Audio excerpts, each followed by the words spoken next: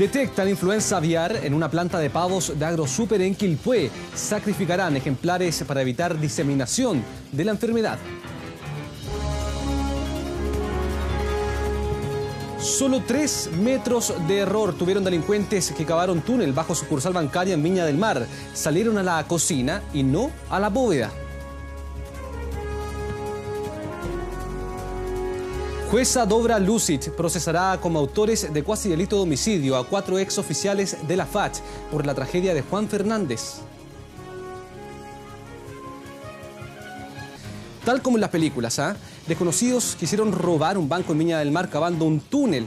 Avanzaron bastante, pero la planificación falló. Equivocaron sus cálculos y la construcción afloró donde menos lo imaginaban.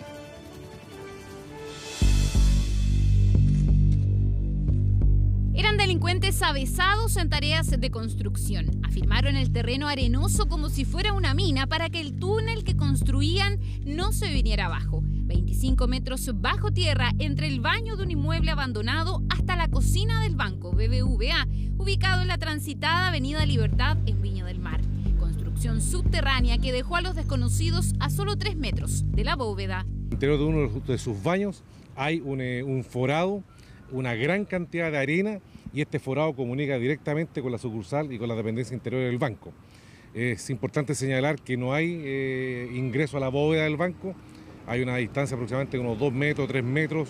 Problemas de soporte en el terreno o simplemente mala suerte son las teorías que se barajan respecto al error de cálculo con la bóveda, trabajo arduo bajo tierra que podría haber durado semanas o incluso meses, esfuerzo físico de él o los responsables que podría ser clave para su identificación.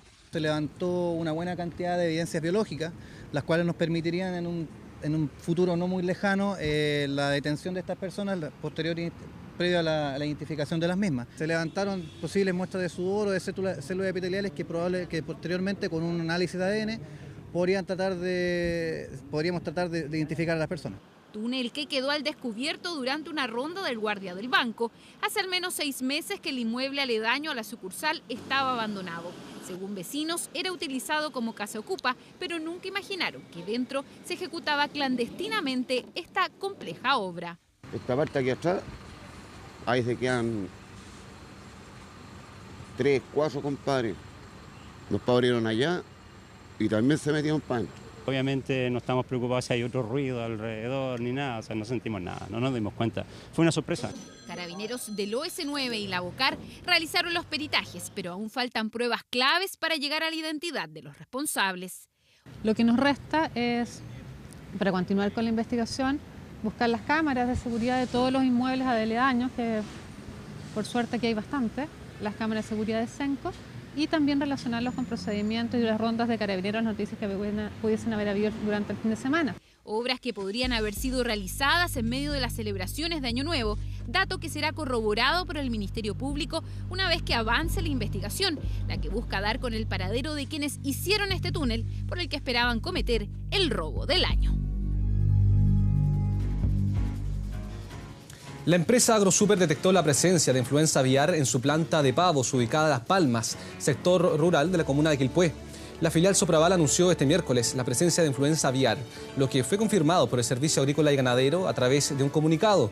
Ante esta situación, el SAC y el Ministerio de Salud activaron inmediatamente los protocolos existentes para eliminar el foco y erradicar esta enfermedad. En todo caso, el mismo SAC explicó que este evento no representa riesgo, dado que el consumo de carne de pavo y subproductos no revisten ningún peligro para la población.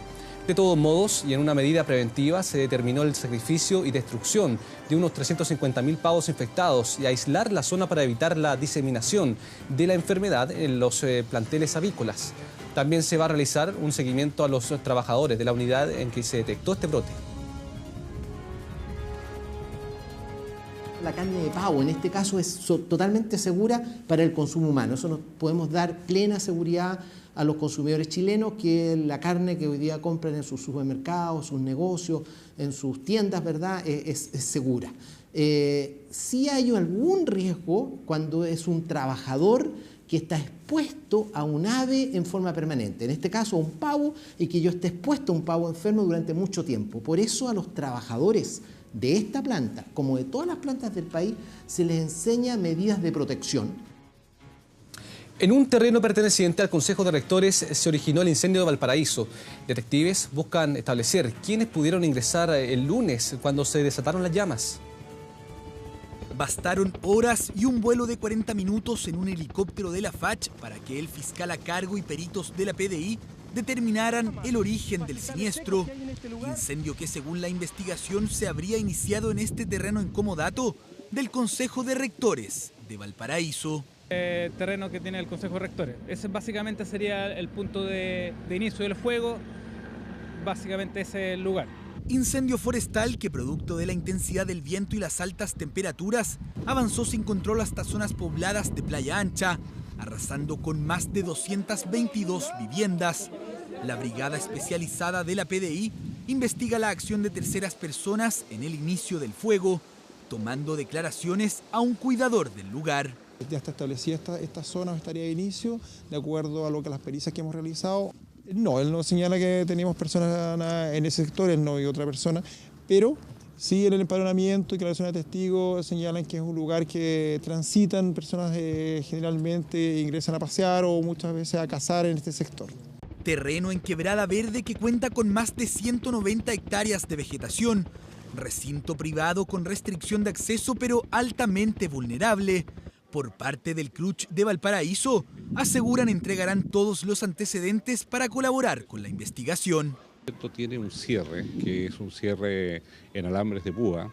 Sin embargo, lo que se ha detectado desde muchos años, digamos, es que ingresa gente, que se encuentran los responsables. Hay que decir que en el terreno hay tomas de terreno también, dentro del propio predio de las universidades, ¿ya? Y por lo tanto que se sancione.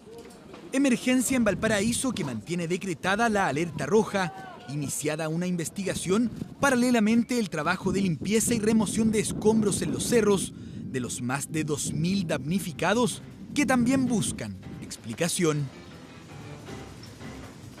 4 altos mandos en retiro de la FACH serán procesados este jueves por la tragedia ocurrida en Juan Fernández el año 2011. La ministra en visita de la Corte de Apelaciones, Dobra Luksic, decidió encausar a 4 oficiales en retiro de la Fuerza Aérea por cuasi delito de homicidio, luego de la tragedia de Juan Fernández, donde murieron 21 personas el 2 de septiembre del 2011, entre ellos un equipo de TVN, además de representantes del desafío Levantemos Chile, del Consejo de la Cultura y de la propia FACH. El procesamiento, según informó T13, recae sobre los generales en retiro Luis Ili Salgado, Julio Frías Pistono, el coronel Guillermo Castro Guzmán y el comandante César Pineda Troncoso, quienes serán notificados este jueves y deberán pagar una fianza de 100.000 pesos. En enero del 2016, el Tribunal Constitucional anuló el procesamiento de 5 oficiales activos y en retiro de la FACH por el incumplimiento de deberes militares respecto del accidente aéreo. Asimismo, los peritajes mostraron que el accidente ocurrió a raíz de las condiciones meteorológicas adversas, el vuelo a baja altura y los errores de los pilotos. Además, apuntaron la responsabilidad de la FACH en la secuencia de eventos que desembocó en la tragedia.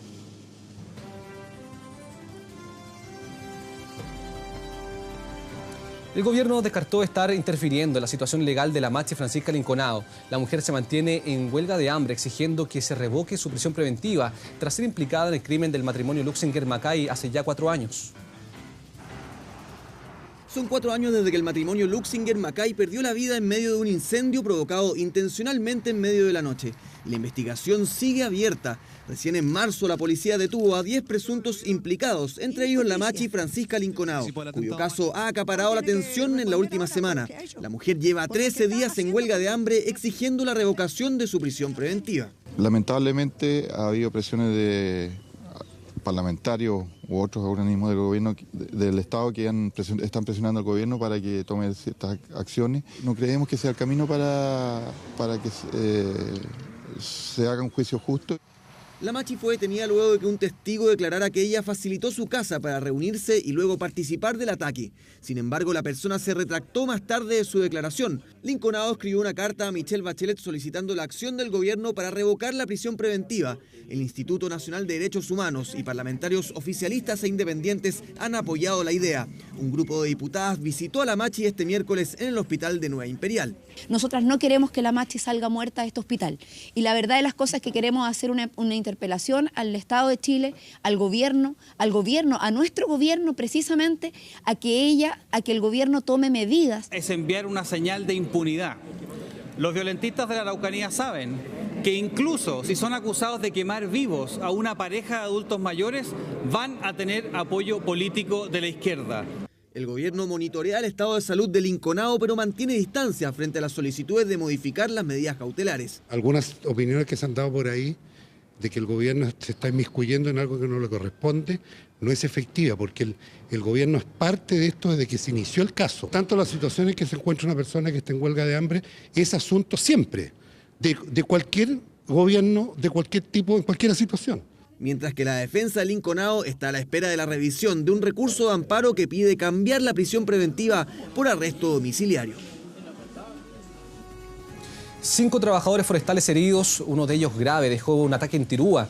Encapuchados dispararon contra 4 furgones en que viajaban los obreros. El gobierno va a presentar una querella por homicidio frustrado. No, estaban entre medio del cerco ahí, entre medio de las ramas, estamos como una... Es la reacción aún nerviosa de estos trabajadores forestales. Venían de regreso de las faenas en el Fondo del Retiro de Empresas Arauco cuando fueron emboscados por un grupo de encapuchados armados. Viajaban en esta caravana de furgones cuando recibieron disparos de bala y escopeta. 5 obreros resultaron lesionados, uno de ellos grave con impactos de perdigones en su hombro derecho, pero fuera de riesgo vital. Debió ser trasladado de urgencia al Hospital Clínico del Sur en Concepción. Lo salieron ahí en Antiquina, lo salieron a balear prácticamente, se puede decir, porque no hay otra y venían los carabineros ahí mismo, no hicieron nada. ¿Que venían con recuerdo policial? Sí. ¿Y de todos modos los balearon? Igual, ni que venga el policía igual, los balearon igual, ¿no? Estoy con los nervios y por el susto porque los que tiraron no tiraron a intimidar, sino fue tiraron a matar. Pasó centímetros de mi cerebro y le agarró a los 2 compañeros que le dieron la cabeza y la cara. A la vista de las consecuencias del atentado, los vehículos muestran las evidencias de un nuevo ataque planificado donde una vez más los trabajadores fueron el blanco de los encapuchados. Los heridos pudieron ser más y las consecuencias aún más graves. Estimamos que esta es una acción de carácter homicida.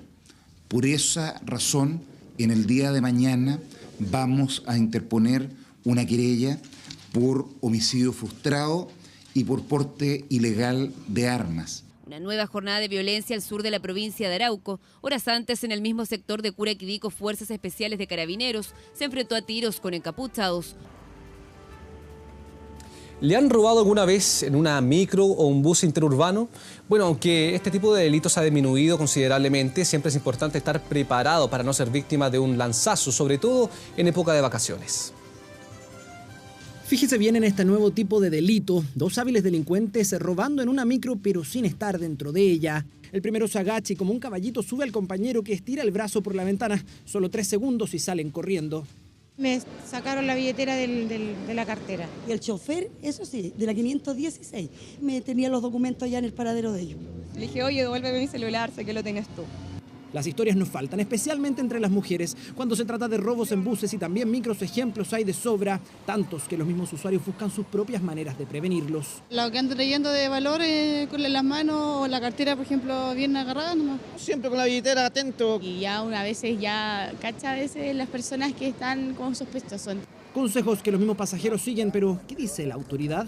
Las personas que tienen que evitar grandes aglomeraciones de personas, efectivamente, y que su equipaje siempre esté a la vista de ellos y obviamente tienen que estar atentos en todo momento a las prendas que andan trayendo.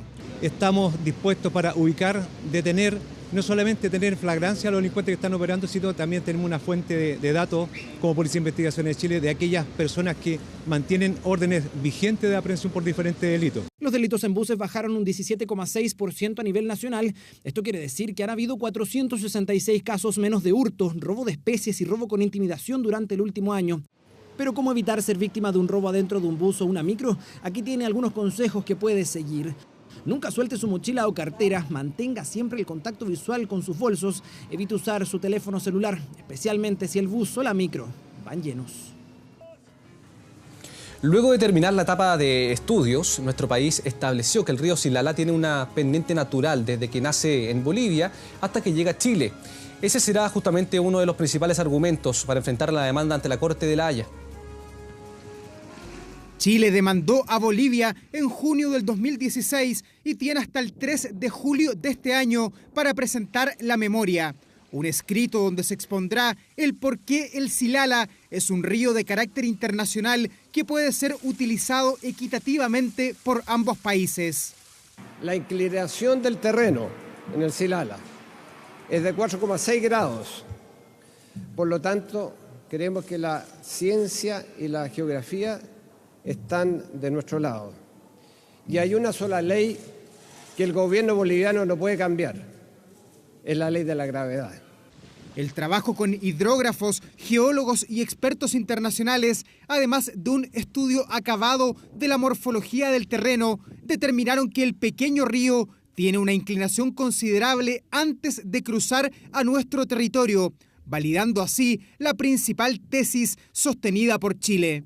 Hemos terminado la etapa de estudios en terreno. Nosotros conformamos un equipo multidisciplinario para, en el fondo, el objetivo es poder mostrarle a la Corte la historia del río Silala, desde su formación hace miles de años atrás hasta el momento actual. En marzo, Heraldo Muñoz visitará el río Silala.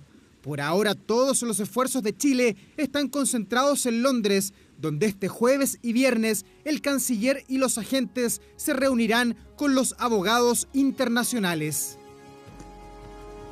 La Armada corroboró la presencia de la fragata portuguesa en la isla de Chiloé. Fueron cerca de 15 ejemplares los encontrados en las costas de Chanquín y Huentemó, que fueron retirados del lugar luego de dar aviso a las autoridades sanitarias. La presencia también alertó a los pescadores de la zona, quienes, pese a conocer los peligros que produce el contacto humano con la fragata portuguesa, continuarán trabajando mar adentro con normalidad. Desde las autoridades marítimas no descartan la presencia de más ejemplares de la temida medusa. Así lo señaló el capitán del puerto de Chonchi, Miguel Bravo. La fiscalización que se efectuó hoy día fue en marea media llenante y posterior a una gran cantidad de chubascos que tuvimos, ¿cierto?, durante la noche y durante el día de hoy. Así que es probable que el día de mañana, cuando se efectúe y si las condiciones mejoran, al haber arena suelta, ¿cierto?, se pueda apreciar una mayor cantidad de este tipo de especies. Vamos a noticias políticas, porque por más de 2 horas permanecieron reunidos los timoneles de la nueva mayoría junto a la presidenta Michelle Bachelet y el ministro del Interior, Mario Fernández. Durante la cita que tuvo lugar esta noche en el Palacio de la Moneda, la mandataria hizo un llamado a cautelar la unidad dentro del conglomerado. Asimismo, los líderes de los partidos realizaron una autocrítica tras el resultado que la nueva mayoría tuvo en las pasadas elecciones municipales. Finalmente, se acordó respetar los tiempos de cada partido de cara a los comicios presidenciales de noviembre. Pasemos a revisar algunas reacciones. Hemos salido más fortalecidos que nunca. La gran mayoría de nosotros siente que es fundamental salir adelante, que tenga proyección, llegar a lo posible a una candidatura única, con una lista parlamentaria única, con un programa único. Una instancia de diálogo suelto, de agenda abierta, muy franco, que además creo que nos hace muy bien en función de poder trabajar en conjunto en los desafíos que tenemos comunes como gobierno.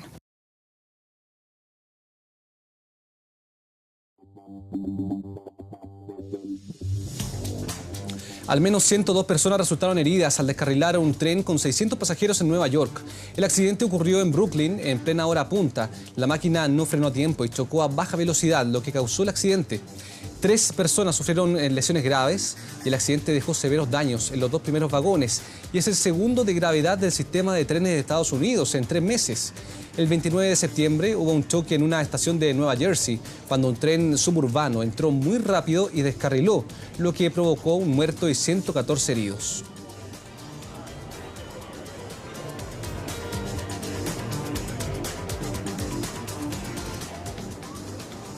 La niebla y el smog en China provocaron un choque en cadena en la provincia de Shandong después de que la visibilidad cayera a menos de 50 metros. No hubo lesionados, pero una veintena de autos resultó con daños. Esto ocurrió en un puente que estaba muy resbaladizo, lo que, sumado a la poca visibilidad, hizo que se produjera este choque. La ciudad también canceló todas las actividades al aire libre en colegios para prevenir que los alumnos sean afectados por las malas condiciones climáticas.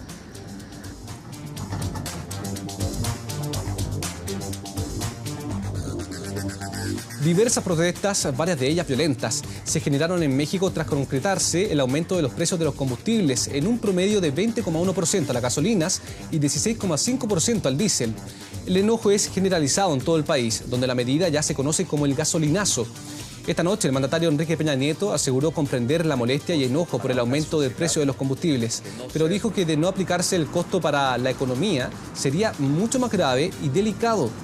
Los ciudadanos se han manifestado con protestas y bloqueos en carreteras por parte de transportistas. Incluso se han registrado actos de violencia y saqueos de negocios. Ya es cuarta jornada consecutiva de protestas y esta fue la primera vez que Peña Nieto se refiere a la medida de gobierno.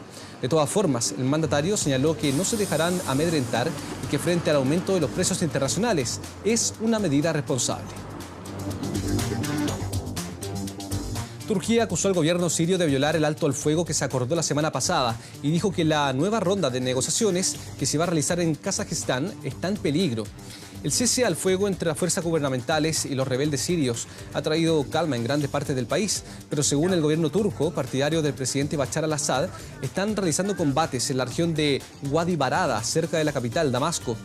Por eso le solicitaron poner fin a sus violaciones de la tregua, advirtiendo que estaban poniendo en peligro las conversaciones previstas para este mes. A pesar de este llamado, los enfrentamientos continuaron en tierra durante este día miércoles. La cadena HBO reveló el tráiler del documental Bright Lights sobre la estrecha relación que mantuvieron las actrices recientemente fallecidas Carrie Fisher y Debbie Reynolds a lo largo de su relación madre-hija. La producción, dirigida por Alex Bloom y Fisher Stevens, se estrenará este 7 de enero y, según sus creadores, intentará reflejar un íntimo retrato de una realeza de Hollywood, además de la excentricidad que caracterizó también a ambos personajes. El film presenta además testimonios de familiares y amigos cercanos a ambas. Carrie Fisher falleció el martes pasado en un hospital después de que no pudiera superar las consecuencias de un infarto. Su madre murió un día después. My family in particular